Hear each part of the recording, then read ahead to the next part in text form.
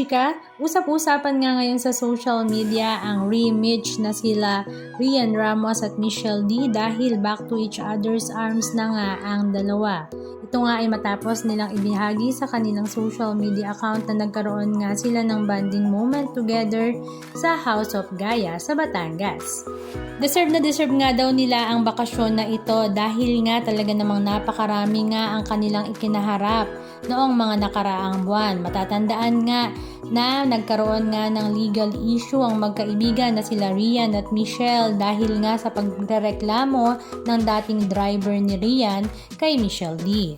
At the same time ay kababalik rin nga lang ni Rian Ramos galing sa South Korea matapos nga ang kanyang long vacation. Ang caption nga ni Michelle D sa kanyang social media account ay, "A quick detox well spent at House of Gaya.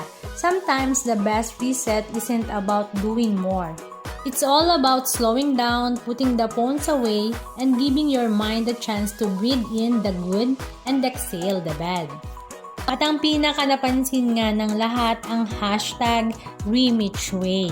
So ito nga daw ang kanilang ganap nung sila nga ay nagpunta sa House of Gaya na talaga namang ikinatuwa rin nga ng mga fans dahil kahit papano ay nalampasan nga nila ang kanilang mga pagsubok na kinaharap.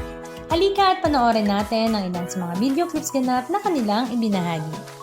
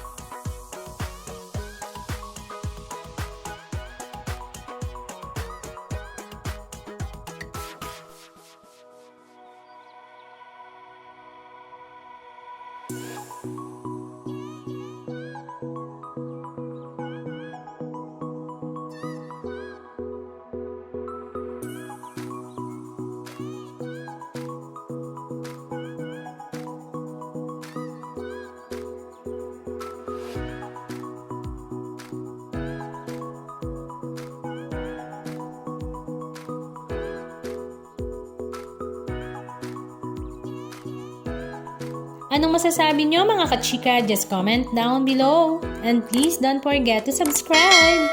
Thank you!